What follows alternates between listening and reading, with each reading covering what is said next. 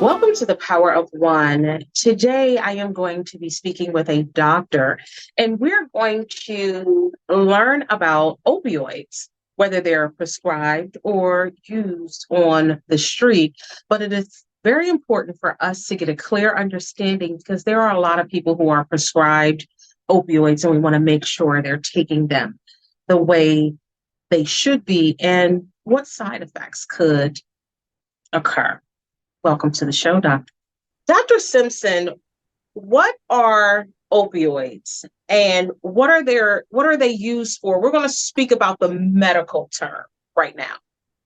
Okay, so opioids are a family of chemicals that interact with opioid receptors in our body. So the original sort of opioids were morphine, codeine, the substances that were that you could find directly in the opium poppy plant. And for thousands of years, that was used for medicinal purposes. And then in studying the chemicals in that plant, sometime in the 1800s, we discovered that they were essentially interacting with specialized receptors in our body that, basically were discovered because of the way that these chemicals interacted. And when we discovered that other synthetic chemicals could also stimulate the same receptors, we broadened the term to opioids. So opiates are the morphine, the codeine, the substances that came from the plant, and opioids were the broader term for substances, including substances we make in our own body that also interact with those receptors in our body. So opioids is, like I said, any chemical that will stimulate the opioid receptors in our body. So oxycodone, oxycontin, all a part of opioids?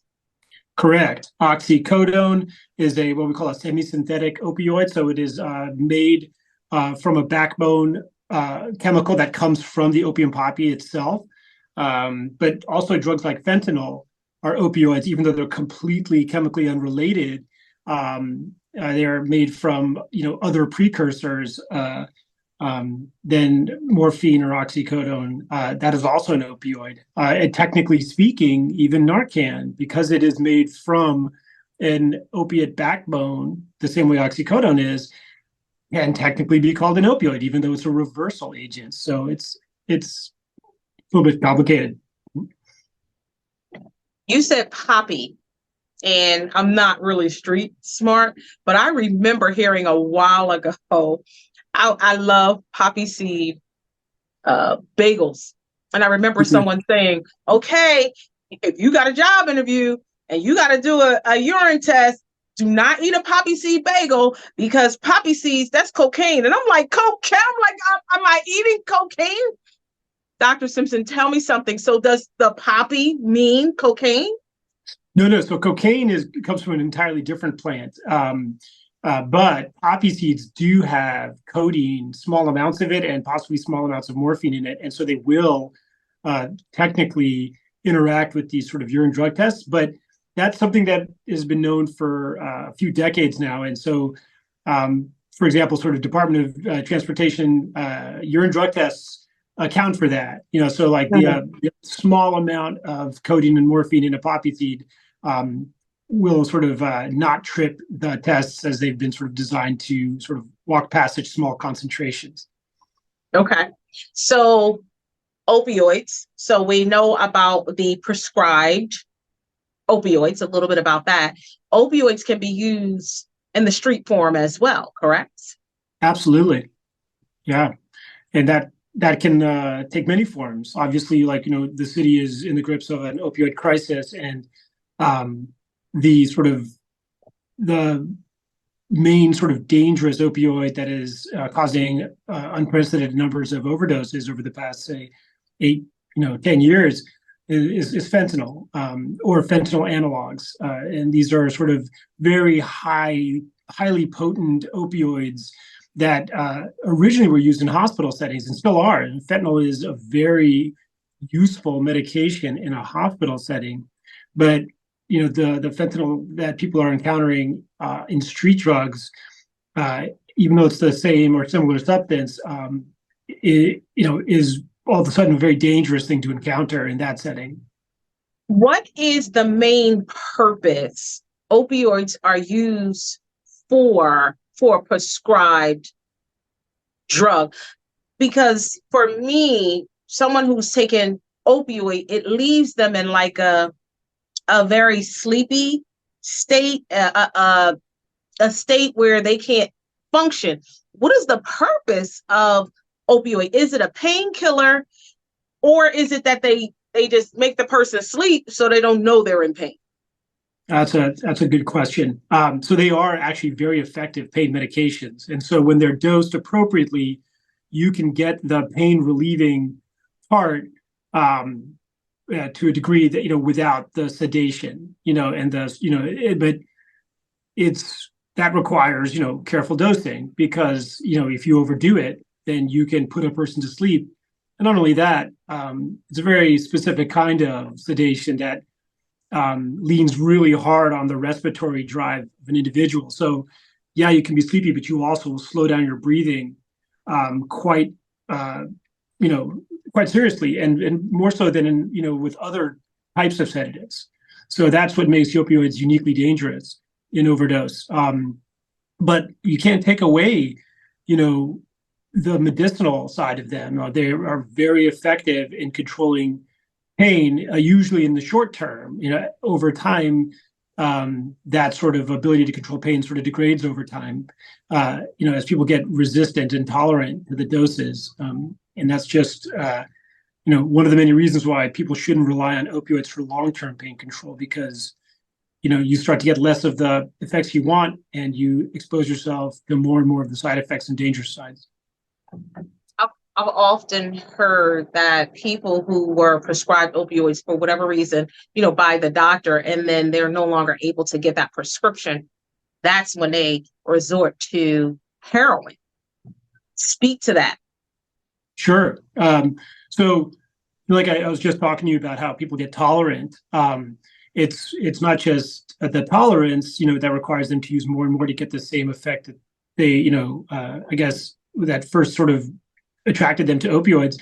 But there's a flip side, and it's sort of a withdrawal phenomenon where, if you're not getting opioids that you're used to getting regularly, you can start to feel, very sick, pains everywhere, stomach upset, diarrhea, anxiety, like a really awful feeling that it's, some people will sort of brush it off and say, well, it's not lethal. People will get over that withdrawal, but that doesn't change the fact that it's extremely unpleasant for people, and they will go through, they will go out of their way to relieve that. And so if you can't get, prescribed opioids that you're used to getting, for example, then, and you're all of a sudden cut off from that instead of tapered down carefully, then the, street supply of opioids is relatively easy to access, extremely dangerous because it's unregulated, but people will turn there in desperation to sort of relieve that withdrawal feeling. So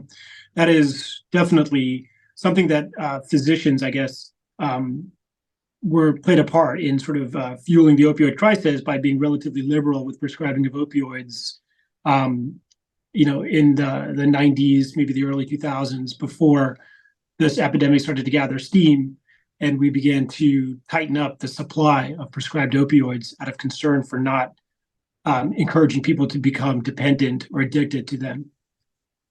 So you reside in the city of Philadelphia, or you work in Philadelphia. Tell me something. Do you see the different type of opioid use based on the sections of the city? So we know what Kensington is like.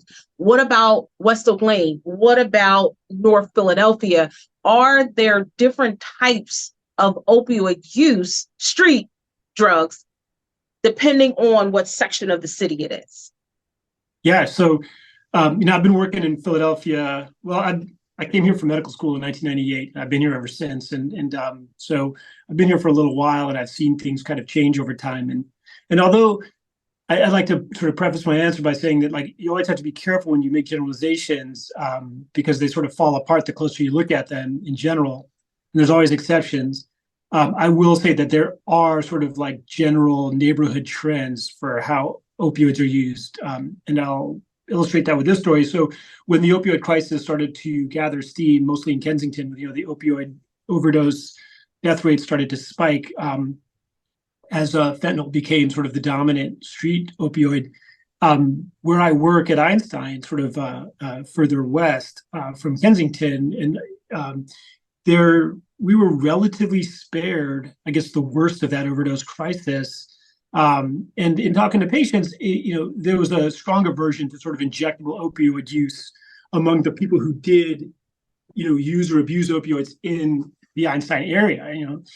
And so that was interesting, sort of like cultural protection from sort of the worst of that initial crisis. And we just, my colleagues and I would talk amongst ourselves about that. It was interesting, that we weren't seeing quite as much as they were at Kensington, but we also knew that there were reports of fentanyl being pressed into tablets, at other parts of the United States at other years, and we were, living in fear that that would show up here in Philadelphia. And then, of course, it did around 2017, 2018. It was a steady supply of Oxy 30 tablets that were essentially pressed fentanyl that were starting to show up. And now the overdose death rates were starting to climb even in the Einstein area because of that sort of root difference, injectable versus oral, opioid use that was protecting our community sort of evaporated when these sort of super potent Oxy tablets started to show up. So, but yeah, there are differences. I think that's fair to say, but it's, they're not hard and fast rules for sure. Does doctors who prescribe opioids, do they have to record through some type of health system who they're prescribing to? Maybe that's confidential information as far as patient information, but do they have to record how many times they write prescriptions for opioids? Yeah, so there's a what's called the Prescription Drug Monitoring Program, which we call the PDMP, and it just, I think just about every state has it now. It sort of was rolled out state by state over the past 10 years or so. But this is a system of reporting by which the pharmacies that dispense prescribed opioids, so the physician will prescribe it to a specific pharmacy. The pharmacy will report filling that prescription to the PDMP. It's a state government-run sort of service, and that is searchable by physicians. So the physicians can go and see if the patient that they're about to start prescribing to already has active prescriptions for various opioids, and not just opioids, but other narcotic medications as well. Anything that's scheduled by the DEA tends to show up on these PDMPs. Has there ever been a time where opioids was not allowed to be prescribed by doctors?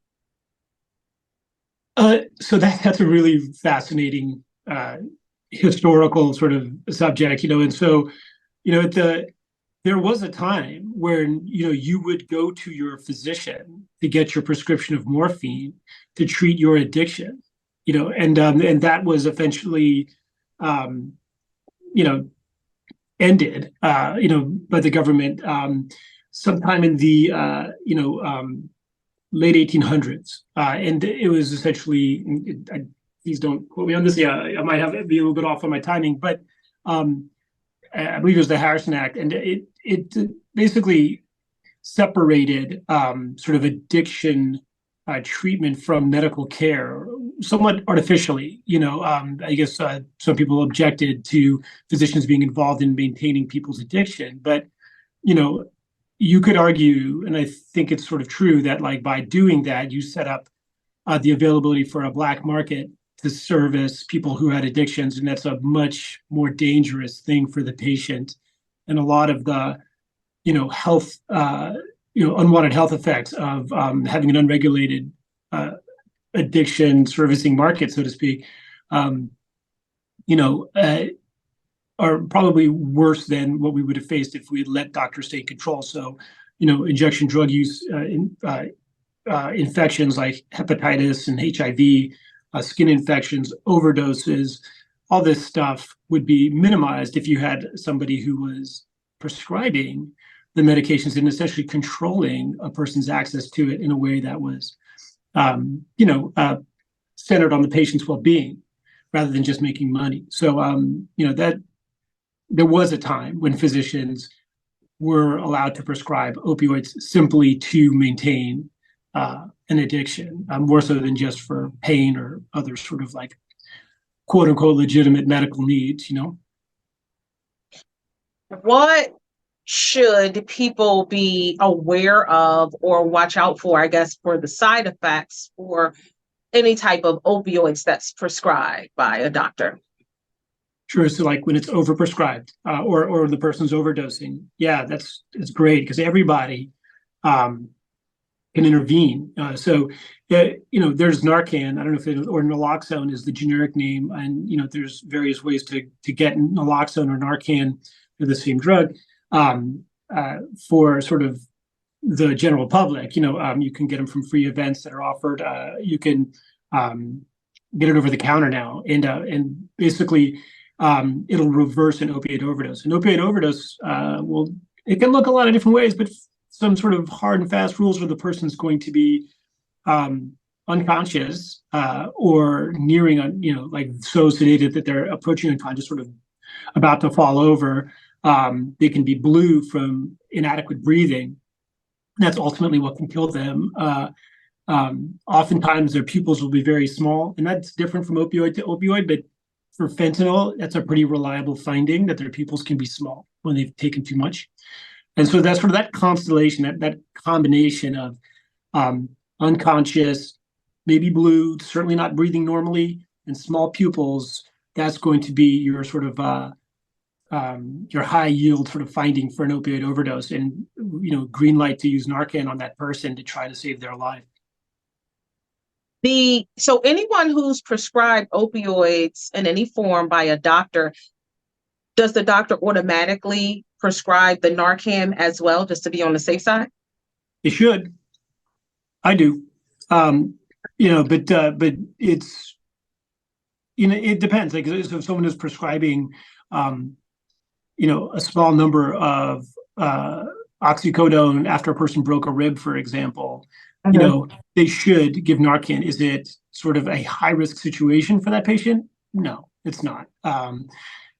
So, you can sort of forgive a physician for not going that far with that person, but somebody who's getting much larger doses and much longer prescriptions, absolutely, they should be provided with some Narcan and some training on how to use it, and maybe even sort of involving family members to know how to use the Narcan, just in case, because a person can't deliver it to themselves if they've overdosed. So, that's sort of you can sort of say it depends on just how big the risk is. But Narcan isn't free, but it can be obtained with at low cost. So I think every physician should discuss that with their patient to see if it's a reasonable thing to also give them. So, Dr. Simpson, I oftentimes am reluctant to take some prescribed pills from my doctor, just hearing about like what's in it. And, you hear oxycodone and you automatically think the worst. Are there other drugs that do the same thing as an opioid and can serve the same purpose, but does not have, all those things? Yeah. So, it's tough because we tend to swing back and forth like a pendulum. First at one time, we physicians were skewered for not treating pain aggressively enough, and now, on the other side, we've sort of overdone it, and so we're pulling back again to to our earlier position of not, being as liberal with opioids as we've been in the past, and so, there has to be a balance. So opioids are very, very effective at a certain type of pain control. But they have their issues, and the longer you're on them, the more likely it is that you're going to be dependent on them. That's set in stone, and it's very, I think that you can't challenge that. That is very true. So I think people should treat them with great care. And also, when they're combined with other sedatives, they can cause you to stop breathing and kill you outright. And so, for those reasons, they should be respected. There are plenty of other medications that treat pain in slightly different ways, but are very effective. I think ibuprofen is a miracle drug. In my household, we depend on it highly for any aches and pains we have. And so, but opioids do something that your Tylenol and your ibuprofen don't do, and they cause a sense of euphoria and well-being. And I think that, depending on the type of pain that people are experiencing, is something that may be critical to sort of making a patient feel better. So, if it's not a bump and a bruise, that clearly needs an anti-inflammatory sort of approach. If it maybe something a deeper or a different kind of pain, or a pain that doesn't respond to that anti-inflammatory, then opioids do have an edge, at least initially. And so, it's tough. A physician should know when to use the opioid, when to avoid the opioid, and also how to limit the risks associated with opioid prescribing. That's really where we need to be. You can't just completely throw out that entire class of medication because it does something unique and effective. But there's plenty of alternatives. I think this opioid crisis has really encouraged researchers and physicians alike to, and other care providers, not just physicians, to be creative about addressing pain and about understanding pain of all kinds. And so there's, now I think my in-laws have had pretty big orthopedic surgeries where they had their pain adequately managed with a combination of Tylenol, Motrin, and local anesthetics, like things that numb your nerves during and after a painful sort of knee replacement, a big orthopedic procedure, and never had to touch an opioid, which is really cool pain relieving technology, if you ask me. And so, having this conversation with your physician about what are some alternative pain medications for, say, planned surgical events. There are things that can substitute for opioids very effectively. And then also within the class of opioids, there's things like buprenorphine, which is the active ingredient Suboxone, which can also be used for as an opioid for opioid managed pain that doesn't have some of the overdose risk that oxycodone, fentanyl, and these other traditional opioids do. That's another sort of avenue that some people can talk to their pain medicine doctors about. When you say long-term opioids, so I'm going to get a little personal for a second. My dad has heart issues, and he has fluid on his legs, and he had those major wounds. Well, he had the blisters first, and then the major wounds, the blisters bust. So he has major wounds all over his legs from his knees down to his ankles. And he's been on opioids for probably maybe 6 to 8 months. So when you talk about the length, should one person be on opioids for that long period of time? Should a break occur? You know what I mean? So when you talk about that length, and then how do they wean off? Right. So that is a serious bugaboo. And we and you'd have to ask your father about what the medications are doing for them, or for him, if they're actually helping him. I would call that a stable arrangement. And those do exist, where a person who's got chronic painful conditions for one reason or another is on opioids long term for that problem. And whether or not it's actually effectively treating their pain is a separate question. But if you tried to take them off, they would certainly have withdrawal and unpleasant experiences. And so you would destabilize that situation by forcing them to get off if they weren't already sort of wanting to get off, or if they weren't experiencing other side effects that were unpleasant. Because at the end of the day, that setup with your father, he may have some constipation, but if he's taking the same dose and he's very careful about not taking too much and staying at the same dose every day, then his risks are minimal. So opioids can cause constipation as well? Yeah, so that's a typical side effect. As you go up in dose on any opioid and you get tolerant to it, like the pain relieving parts of it get blunted over time, but the side effects do not. So things like constipation just get worse and worse and worse, and that can be pretty debilitating for people. Um, that and a very peculiar sort of reversal of pain control can occur in people who are on high dose opioids for a long time. They get this sort of opioid induced hyperalgesia is what we call it, but basically that the body's response to the everyday opioids results in nerves that are more irritable and pain that sort of comes sort of stronger and faster, despite them being on opioids. And so it has this sort of like, counterproductive effect there, and so, but patients, that's a hard sell to patients. Some of the patients don't understand how that can happen and refuse to believe it can. And it's very hard to sort of get them to agree to come down on their daily opioid dose if they believe in their heart of hearts that they need it to sort of be functional. So it's a very difficult thing to dismantle. And I think some physicians, when they hurry to get their patients off of a stable dose of opioids, can sometimes do more harm than good. Because of this withdrawal thing that we mentioned, patients wanting to turning to the black market, which is much more dangerous to get their opioids back. I've seen people overdose in that situation on several occasions. So real quick, how long does it take for someone to be addicted to the opioids, even if they're prescribed?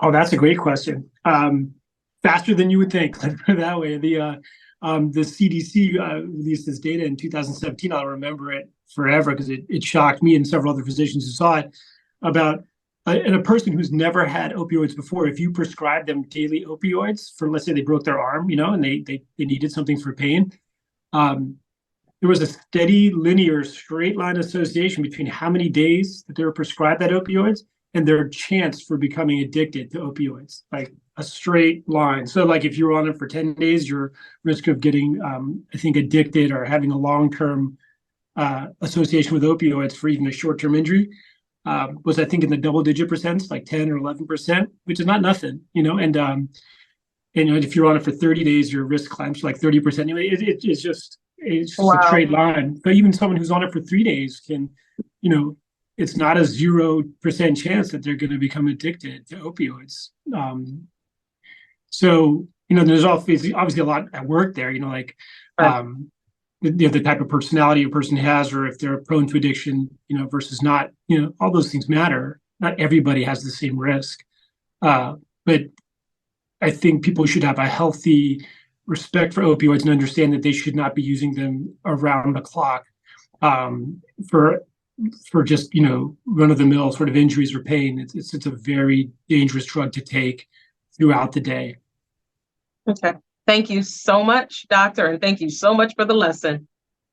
Thank you so much for joining me today. We learned a great lesson in opioids. Please understand any drugs that are prescribed to you by your doctor. You want to get a full understanding of what it's used for and how it could affect your body. Thank you so much for joining us today. Peace and love.